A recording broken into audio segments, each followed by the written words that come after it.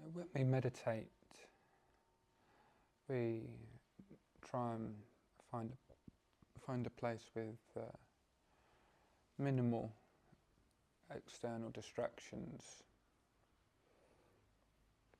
And we try and, if it's at home, we try and meditate in the same place to give some continuity to our practice. And when we sit, everything is under the spotlight. Our body or our breath is our object, and this can become quite big in our consciousness, especially if we practice. But in regular life, when we're working or with other people, it sometimes can feel that there's a disconnect between our meditations, which might be very enjoyable, and everyday life. And this is where mindfulness comes in, the idea that everything is meditation. The phrase in Pali language is sati sampajanya. Sati, awareness, and pajanya, I think, is clear consciousness. I can't quite remember off the top of my head. I'll remember about 5 minutes after I finish talking, I'm sure. But it's about being aware of our breath, of our body, of our mind at all times, so we can nip things in the bud. Today I was by myself doing some work, and I noticed thoughts arise out of nowhere,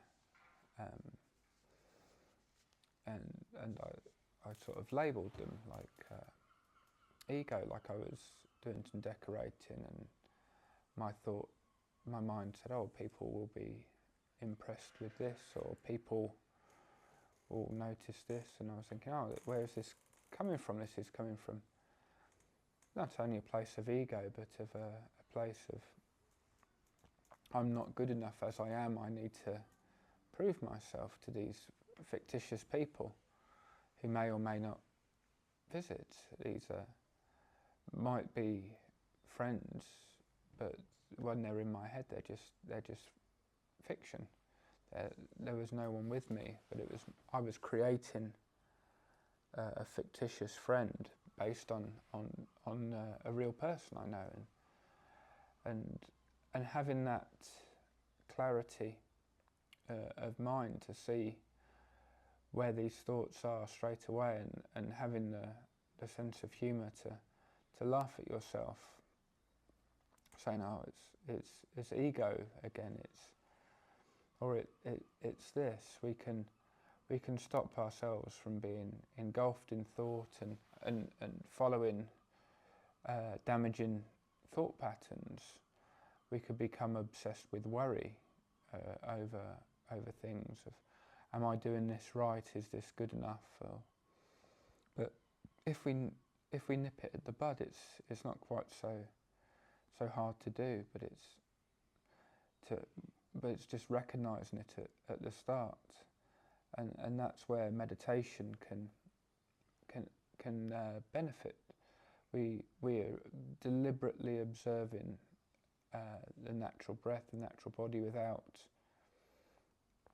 without much going on. So it's very easy to become distracted, and it's the nature of the mind to be distracted. So we're practicing recovering from distraction.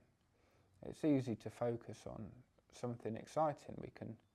We can watch a film and barely think to blink if it's an exciting film. But just with the natural breath, it is mundane. It is always there, and it is easy to be distracted. So if we can focus on the bare breath without any intervention, we're doing really well. It would be incredibly unusual for any meditator to to sit without distraction for half an hour or an hour on just a bare breath,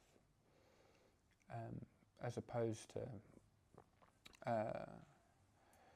breathing that's a little bit more focused and structured, like breathing in for 6 counts, holding for 6 counts, breathing out for 6 counts, or whatever. Those sort of meditations, it's easier to have a quote unquote good meditation and feel focused, but it's because it's more interesting, and this style of meditation, it can be very humbling to people used to other types, and it can feel like we're not progressing, but we're not trying to be good at anything. We're trying to observe, and we're practicing bringing the mind back, and it's this practice that, when we're meditating, can feel like it's an impossible task, and we're not getting anywhere. But then when we notice